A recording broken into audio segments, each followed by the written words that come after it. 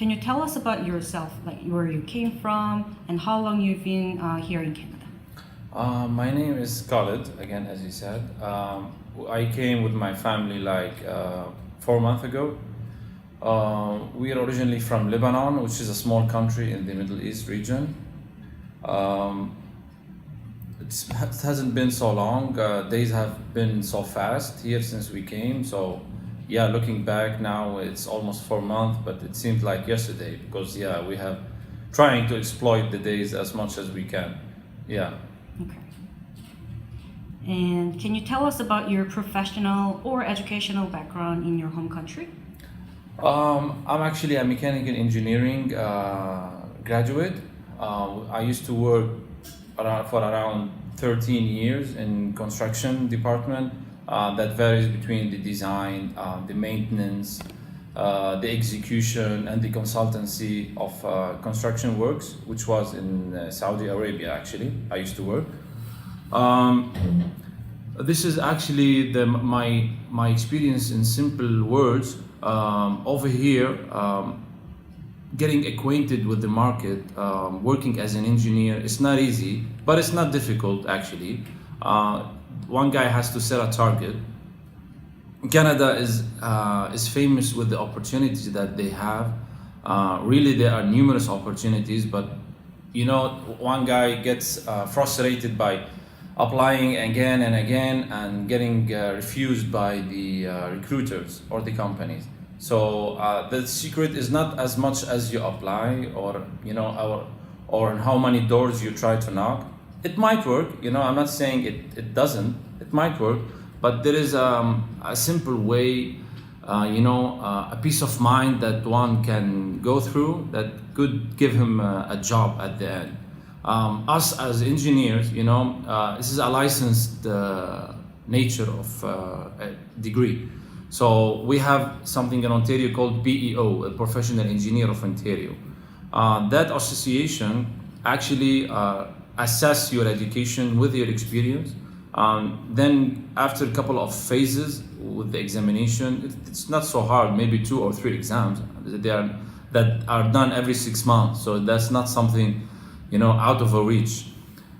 So once you're there, it gives you the chance of being called a professional engineer. So now you might go to the market, knock the door, and you might call yourself as a mechanical engineer. Because if you start now knocking on the door, say, hi, I'm a mechanical engineer, give them the 30-second elevator pitch or any kind of discussion to break the ice, they're gonna ask you, are you licensed professionally? You'd say no. So this is the thin line between calling yourself as an engineer in your country and calling yourself as an engineer in your region. So a guy might have this thing separated, have it on books, just make the steps and pursue this goal. Great. Would you be able to share about the journey you took in terms of your career here in Canada? Actually, the thing that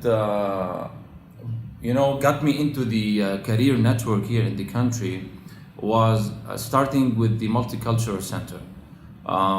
I came new to the country, didn't know anyone besides the friends, of course. Didn't know anyone in the professional domain. Nobody knows me too from the professional perspective. So the KW Center had a nice workshops, which I volunteered. Honestly, it was an advice from a friend of mine. So I was sitting home, so I had nothing to do. So I said, why not? This was in the first weeks actually of my coming here. So I didn't get into the point of being frustrated of changing the country that I used to live or this. So I was still being in the positive mode. They had a nice workshops. They got us get to learn new tools, new skills. To be honestly too, I was having the perspective of this center producing something that I was aiming to, but actually it didn't, like getting me a job. So I ended up by knowing that this center actually doesn't give you a job, it prepares you to get a job actually. So I was surprised at the beginning. Then I ended up the workshop, having some skills without being actually knowing that I gained them. So I started surfing the net, LinkedIn more specifically. The KW Center helped me in editing my resume. I think this was the key of the recruiters, how they get to pinpoint this specific person for the specific job. And I got a job actually almost 3 weeks or 4 weeks after I came here to the country as a maintenance supervisor in the maintenance field. It's a way different from the managerial level or perspective that I used to work, but it's fine. The thing is that if a guy, put himself up in a certain circle, or put some boundary to himself, he will not get a job.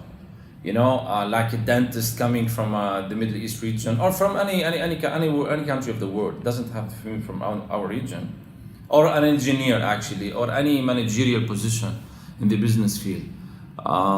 If he comes to the country saying that I need to work as a, let's say, dentist, resuming the same level that he used to work back in his home country, this will not work. Actually, he will feel disappointed. He will feel that he's left alone in the country, although Canada is not leaving him alone. There is a huge chances that he could do, but he needs to know the right way, to be honest. I know that probably the medicine field is the most difficult field that might be regulated, but I'm just saying specifically. But in general, there is no something called impossible. This is my mojo, if I say. Yeah, so one has to, I don't mind. I quit the managerial engineering level that I had. I went back to the maintenance hands-on job, which I'm not ashamed of. I'm really proud of it, to be honest.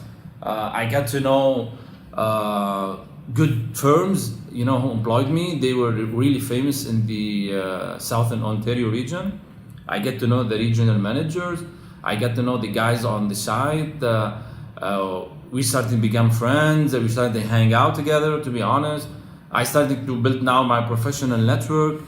There is many things that every day I'm doing it in the wrong way, but yeah, it's a learning curve. It's a learning curve that one has to know that in this country, you have to always be open to things that have been noticed by you or noticed by someone else and given it to you as a remark. One should not say that, no, this is wrong, this is not the way we have do it, or we have been doing it in the home country. They don't care about what you were doing, They respect that, but they don't care about it, actually. You gain the experience, all right, you're respected. That's right, you wanna be in the Canadian market, there is certain rules. This is the country has its own rules, so we gotta abide by it. All right. So this is the journey, and shortly. Great. And how did you network with people in your career field in order to achieve your goal? You see, networking is a very broad word or domain, let's say. It could be from the KW Center that I was just said earlier. No, this was the first step or the first place that I went where I met actually new people, and I'm really grateful for the guys that gave me the workshop. And then later on, when I had this opportunity, I get to know the people at the site. I get to know the managerial level, the staff, the administrative guys. Most importantly, too, the neighbors, the guys that are walking the kids to school every day. You don't just stop the father of a boy getting his son to school, stopping him, hey, I'm looking for a job, can you help me? This is not gonna be like this. I know that the main aim of anybody who comes here to this country is to get a job, get a decent life, not having any debt, just paying the paycheck, having a couple of savings, a bit, living the good life. I know this is the aim. This is our aim for everyone, actually. This is not something to be hidden. So the network actually starts with the personality. The KW workshop gave me good soft skills, which I thought that I had, but I didn't. Once I let's say, graduated from this workshop, I get to know that I gained these skills without actually knowing that have been taught these skills. It just, came spontaneously while having the discussions with the network. The attitude that I've been noticing that's been changing in myself. So yeah, you have to keep the friendly face, open discussion, respect each other, irrespective of the religion, irrespective of the race, irrespective of the age, of the sex of the guy you're talking to.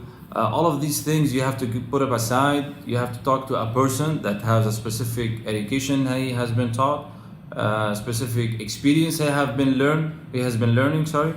So yeah, he's an identity that on his own. So yeah, once you get to know that, you start to feel comfortable within the region, within the country, and you feel like this city is your home. Great. How did you overcome any discouragements or challenges while pursuing your career goal? I probably said a bit of that earlier. I'm a mechanical engineering graduate. So basically, in order to be able to working as a mechanical engineer in this country, it's gonna take like a year and a half. It's not a year and a half of studying. It's actually, this is the process of PEO. It doesn't just hand you over the PE license right away. There is at least the final step of 1 year training under a PE designated engineer. So yeah, it's gonna take time.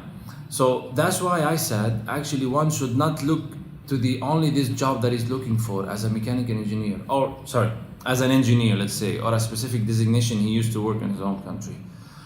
He have to take a step backwards, looking for the opportunities that are available in the country, in the market.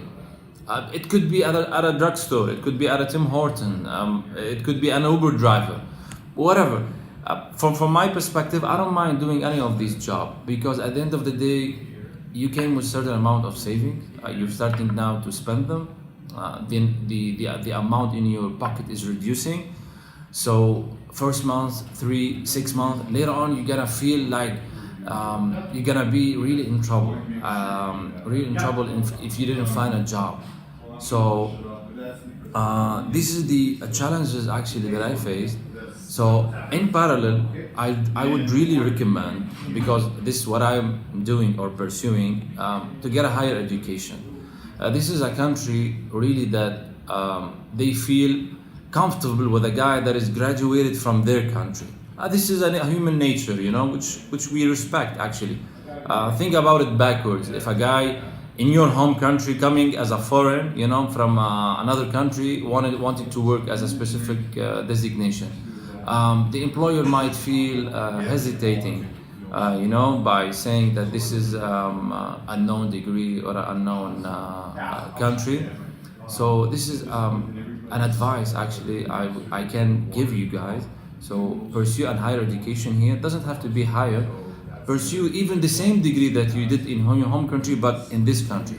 This will give you a chance of getting opportunities to have the co-op training probably after the graduation, a chance to give you a chance to meet the guys at the courses, working with you, or having the classes with you, because most of them, they would be working. So that's a good tip I would like you guys to take. Great. And what do you usually do to have fun here in Canada? Well, actually, fun is available everywhere. It could be brought up at home, it could be at the elevator, it could be just across the street. The country is full of fun things. You just need to search. From my perspective, we enjoy the social life. So we enjoy the friendship, working with some people, getting to know new people. For the kids, there is a huge amount of areas of fun, games, the famous Benjamins we've got at the end of the road. This is all the things you actually, the guy creates his own fun. So even if the guy he's a funny, enjoys social life, enjoys the fun he used to do in the home country, he can do it exactly the same here. I know he used to have 20 of friends, 40 members of family. Every place he go, he knows every corner of it. Yeah, that's right. Well, actually, you guys took the decision of coming to this country. No one is forcing you. So actually, since you guys took this decision, so we have to live with the situation that actually we're living in. We shouldn't say that, oh no, this is not a fun country. No, it was wrong decision coming here. All of these things that pop ups in your head really brings you a step backwards into progressing into this country. So fun is one of the things that a guy should accommodate. He should create his own fun. From my side, I take the kids to the Kitchener library every day after the school. They have a huge activities, crafting, drawing, Lego things, stories, for every age. It could be from a 2-year-old to a 6-year-old. So this is one of the things, for example, one should create his own fun actually. All right, great. Thank you so much for your time and thank you guys for hearing this video. Actually, I was the one stepping up to Min Kyung, asking her to get this video because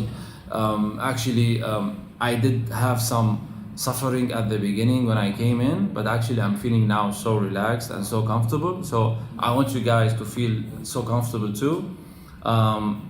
If you'd like to have any additional details, get to know me a bit more, get to see me, Min Kyung has my own personal details, and I'm willing to share it with you guys once you want. yeah, absolutely. Good luck. Thank you very much.